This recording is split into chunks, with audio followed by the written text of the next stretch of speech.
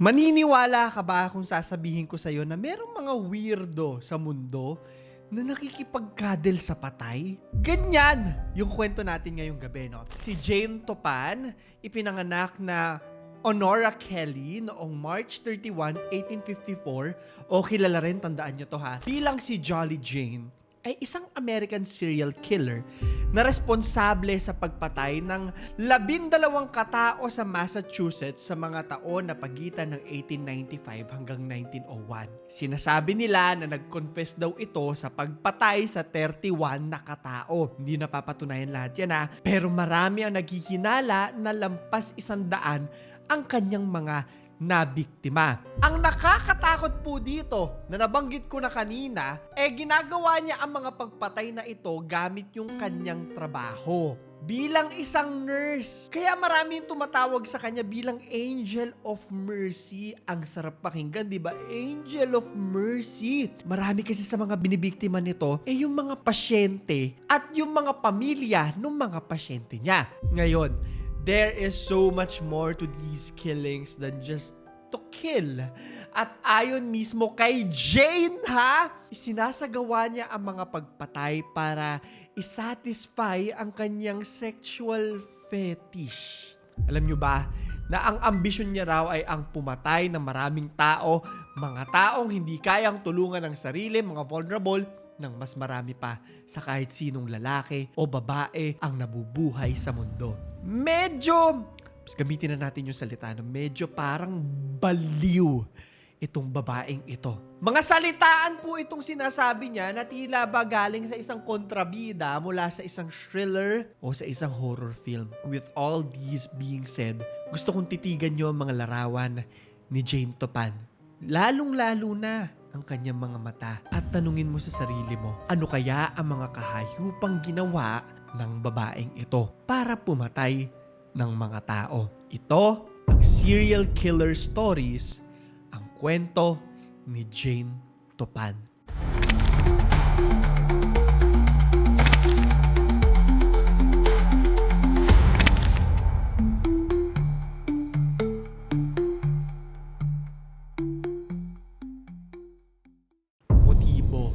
Dito agad natin uumpisahan Like most stories, kadalasan kailangan po talaga natin makilala ang isang killer mula sa pagkabata nito para maintindihan natin ano ba yung tumatakbo sa isip nitong killer na to. Pero babaguhin muna natin at mag-uumpisa tayo kaagad sa kanyang motibo. So meron pong isang article sa Hoosier State Chronicles na nagsasabing pagkatapos patayin ni Jane Topan ang kanyang mga biktima, fina-fondle niya itong mga to.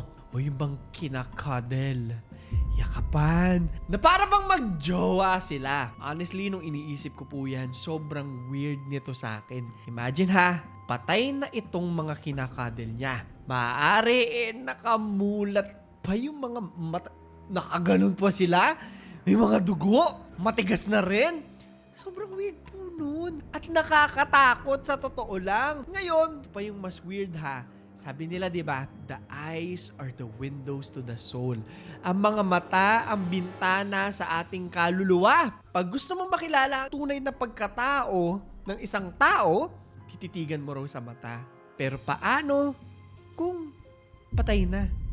May kaluluwa pa ba doon? Sabi nila na itong si Jane Topan, ina-attempt daw makita ang kalooban ng isang tao sa pagtitig sa kanilang mata. Nakikipagtitigan ka sa isang patay? Ang creepy, di ba? So, syempre, kagaya nyo at kagaya ko, as much as weird ito, curious ako. Kaya nga tayo nandito Kaya ang hilig-hilig natin sa mga true crime at saka murder stories. Bakit niya kaya ginagawa yan? Tinanong nga siya at ang sabi nito, meron daw siyang sexual thrill sa mga biktima niya na halos mamamatay na. Pag nakikita niya naghihingalo, lalo siyang natutuwa. Yung bang mamamatay, tapos parang mabubuhay, tapos parang mamamatay ulit, natuturn on po siya sa ganun. At dahil nga nurse itong si Jane, maalam siya sa mga gamot. Meron kasi siyang access at ginagawan niya ito ng mga mixture. Itong mga pasyente na binibiktima niya. At pag nagawa niya na, ayan na, kinakadel niya na. Alam mo kung tayo yun Siguro, klaro, makikipagkadel ka sa patay, bibigyan ka 50 million. Di ko po kaya. Diyos ko. Alam niyo yung papasok ka lang sa morgue. Scary na sa akin yan. Yakap pa. Cuddles pa. Ngayon habang binabasa ko po ito, napag-alaman ko na ang tawag pala sa ganitong mga klase ng serial killer, tawag din dito kay Jane Topan ay Angel of Mercy. Obviously, hindi sila anghel, pero ito raw yung mga klase ng serial killer na kumbaga tinetake nila yung caretaker na role. Nag-aalaga sila at umaatake sa mga taong vulnerable at dependent doon sa pagkalinga na binibigay nila. However, hindi lang ito entirely yung dahilan kung bakit pumapatay si Jane. Ang dami niya pong pinatay eh, 'di ba? Lalaki, babae, bata, matanda. Napakahaba po ng kanyang listahan ng mga pinatay. Iba-iba na rin yung rason niya, and for this, umpisahan na natin syempre yung mga patayan. The murders of Jane Topan. Sinasabi nila na 1883 nag-umpisa bilang isang nurse trainee si Jane sa Cambridge Hospital. Nung umpisa raw, marami ang didescribe sa kanya bilang isang napakatalino, napakagaling, at lahat ng ospital na pinagtatrabahuhan niya, gustong-gusto siya ng mga katrabaho niya. Napaka-friendly daw nito. Para bang ball of sunshine. At dahil dito, nakuha niya yung bansag sa kanya na Jolly Jane. Ang layo doon sa totoong pagkatao niya. Ngayon, dito namimili na pala siya ng mga paborito niyang mga pasyente. Una, close niya lang daw eh. Kadalasan daw dito sa mga paborito niya ay yung mga matatanda na at yung mga matindi yung sakit. And it makes sense kasi mas madali silang manipulahin. Mas vulnerable sila. At kung ano man ang binabalak ng isang serial killer, madaling magagawa sa mga taong ito. Hindi nila kayang protektahan sarili nila eh. So habang nasa residency itong si Jane, itong mga paboritong pasyente ni Jane, pinag-e-eksperimentohan niya na pala. Dito papasok yung ginagamit niyang mga gamot-gamot, mga droga, at madalas po mababanggit dito is morphine and atropine. Una raw, binabago-bago niya lang yung mga prescribed dosages para lang makita kung ano ang epekto sa mga pasyente. Ang hindi nila alam, may masama na palang binabalak itong si Jane. Hanggang sa napapansin nila, madalas daw nagtatagal sa mga pasyente itong si Jane. Gumagawa na rin daw siya ng mga fake charts. Kasi alam naman natin, di ba, yung mga trabaho ng mga nurse na siguraduhin tama, yung natatanggap na gamot, pag-aalaga ng mga pasyente. Kaya kailangan po lahat yan talaga nakasulat, nakalag ng ayos. Binabago pala nitong si Jane. May goal siya eh. Kaya niya, inuunti-unti, may balak siyang gawin. Pinag-aaralan niya yung mga epekto. Dito na rin siya nag-umpisa mag-experiment na gamitin itong mga gamot na to para tanggalan ng consciousness itong mga pasyente. Actually, ayon sa mga nababasa ko po, nilalaro niya talaga yung consciousness. Parang bubuhayin, tatanggalan ng malay, bubuhayin ulit. Doon siya nata-turn on di ba sabi ko sa inyo. At pag medyo nakukuha niya na yung timpla, ginagalaw niya na yung pasyente, nakikipag-cuddles na siya. Alam mo, nire-recommenda pa raw sa mga prestihiyosong hospital itong si Jane, kagaya na lang ng Massachusetts General Hospital. Magaling naman daw kasi talaga siya. At dito sinasabing marami rin siyang nabiktima rin. Bumalik din siya sa Cambridge, pero na-dismiss na naman ulit siya dahil nahuli siya na nag-a-administer ng mga opiates ng pabara-bara. Hindi ko alam kung alam ba nila kung bakit, o baka sa tingin nila parang ano ba yan, hindi mo inaayos yung trabaho mo. Feeling ko ganun lang eh. Kasi kung alam nila yung kababalagan ni Jane, hindi na nila paaalisin yan. At this point, master niya siya. Alam niya na yung epekto ng mga ginagamit niyang gamot at ready na siyang gamitin ng mga ito. Ang tanong, saan mag-uumpisa yung kanyang mga pagpatay? Wala pa siyang napapatay dito ha, or so we think. Disclaimer lang ha, na hindi ko po mapapatunayan kung sino yung una niyang pinatay. After all, sabi ko nga sa inyo, may mga hinala lang ang mga tao. Mamaya kukwento ko sa inyo kung bakit. However, ang mga babanggitin po natin, ang mga naunang identified na pinatay ni Jane Topan. Yung may pruweba, nasulat. So isang araw, bigla na lang daw namatay ang landlord ni Jane Topan. Sina Israel at yung asawa nitong si Lovely Dunham. Bigla daw silang nagkasakit.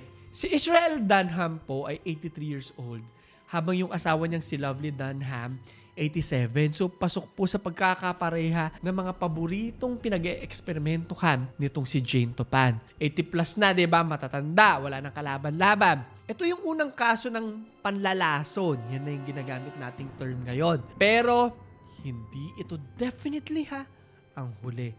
Dahil 4 na taon na makalipas, mismong ang sarili niyang foster sister, kapatid mo, di ba? Na si Elizabeth ang nilagyan niya ng dosage ng strychnine. Dami, no? Tingnan pa natin. Yung iba niya mga biktima, nagtuloy-tuloy na at syempre, hindi nagtataka yung mga tao kasi nurse diba? Nagawa niya ng malinis. Ang daling sabihin na, ay may sakit lang sila, diba? Hindi naman kasing higpit pa noon no, na meron technology, may CCTV, may computers, makukuha agad lahat, makikita ang lahat. So napakadaling gumawa ng krimen po talaga noon. That's just the truth. 1901 naman, lumipat na si Jane Topan para manirahan sa Cataumet, isang bayan sa Cape Cod sa Massachusetts. Dito na magbabago ang lahat. Pero gusto kong isipin nyo ang dami niya na pong ginawang pagpatay bago pa to. Tinitingnan ko po yung mga larawan nito at mukhang payak na bayan naman siya, tahimik. Pero for Jane, ito yung magiging parang bagong season ng buhay niya. Bagong lugar, bagong mga tao, bagong mga pagpatay, at panibagong murder mystery para sa mga hindi nakakaalam kung ano ba ang totoong nangyari. Sadly for Jane, dito na siya mahuhuli. Paano nahuli si Jane Topan? The Davis Family Murders.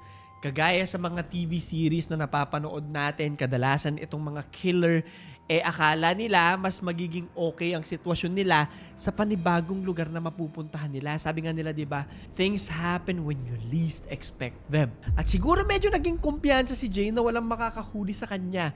Given her history, wala namang kumikwestiyon sa kanya di ba? Kahit sinisisante siya, okay lang. Marami pang mga kaso ang hindi na rin natin na-discuss dahil wala namang nakakaalam na nangyari sila. Noong August 31, 1901, may inireport po ang Boston Globe na nagsasabing may namatay daw sa pamilya ng Davis family na nag-i-stay sa kanilang summer home sa Cataumet. Alam na natin na nandito rin si Jane Topan. Isang napakahabang pangyayari at mula August 31, babalik po tayo sa July 3. Halos 2 buwan lang ang makalipas. Bigla-bigla na lang daw namatay si Mrs. Alden Davis dahil sa isang komplikasyon sa kanyang diabetes.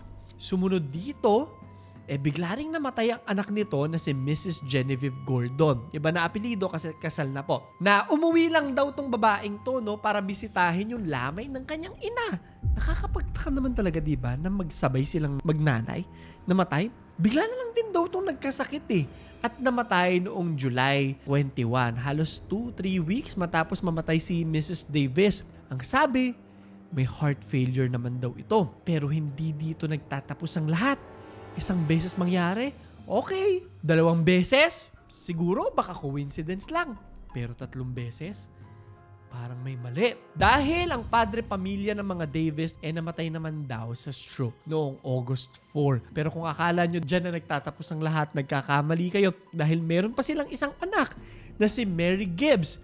Anak din ng mga Davis, kasal din kaya iba yung apelido. Sinasabi naman na namatay rin ito dahil sa isang sakit noong August 13, 1901.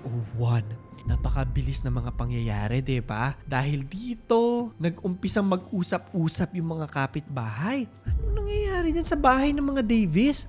At wala sa kanila ang naniniwalang coincidence lang ang lahat. Halos 1 buwan lang pagitan na matay yung buong pamilya. Teka.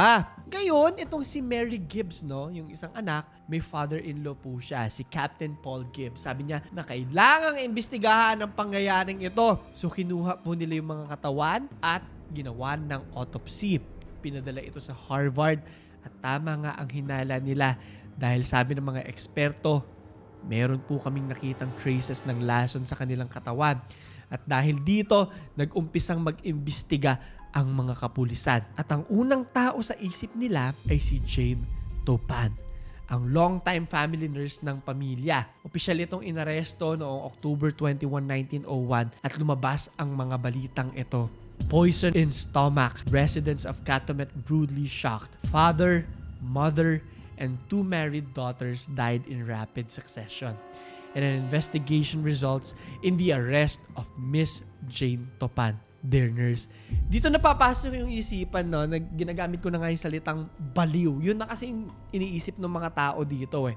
Mapapatunayan kaya nila yan. The Trial of Jane Topan.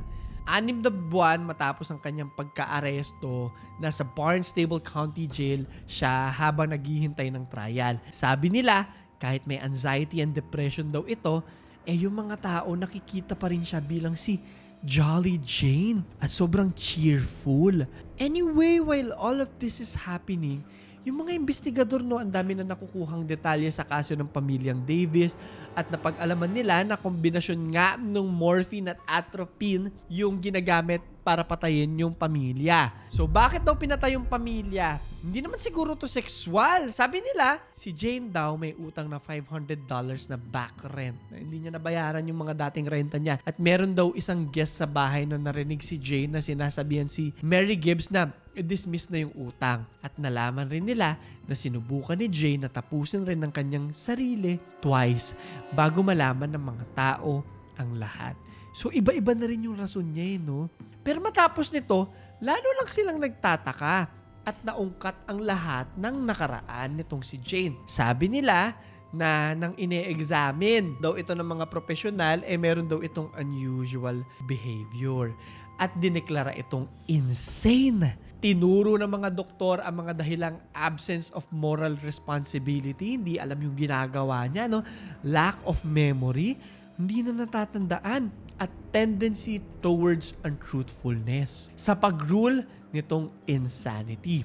Parehong ang defense at prosecution ang nag-agree na dahil dito, madedeklara na talaga siyang not guilty by reason of insanity. At umamin din si Jane na hindi lang ang pamilya ang pinatay niya kung hindi yung 31 nga. At halo-halo na ang kanyang mga naging biktima. Babalik tayo ngayon sa motibo.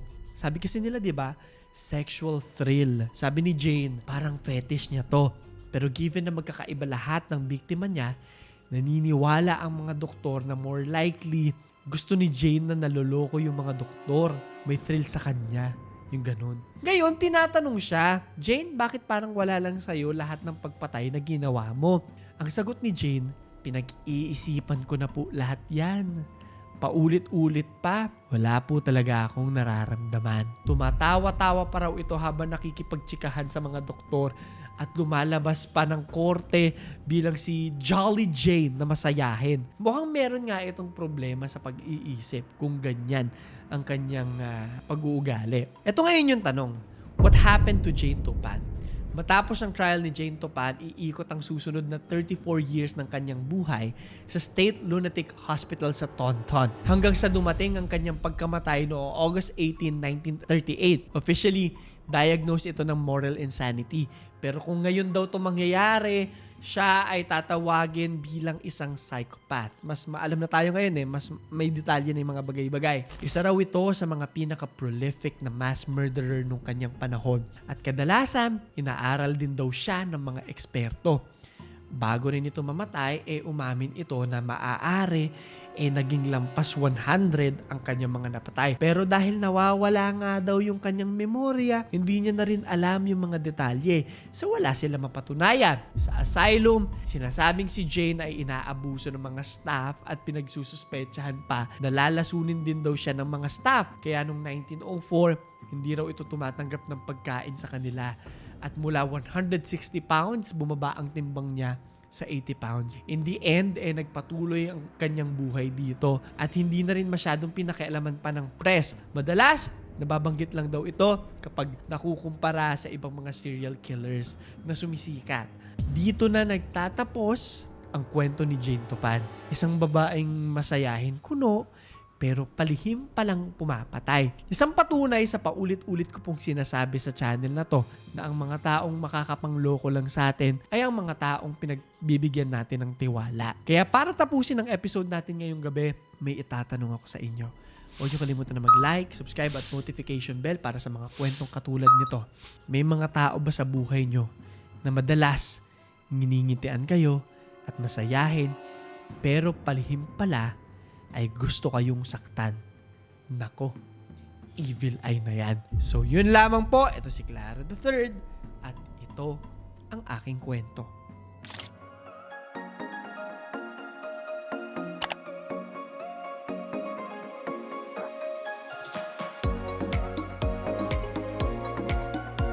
Ito na first time yung tatawid ng pedestrian ng Vietnam.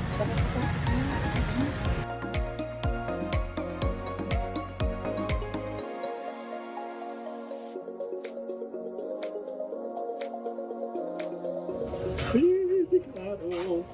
Si Claro. Ay, gago yung sahig. Oh my God. Scary.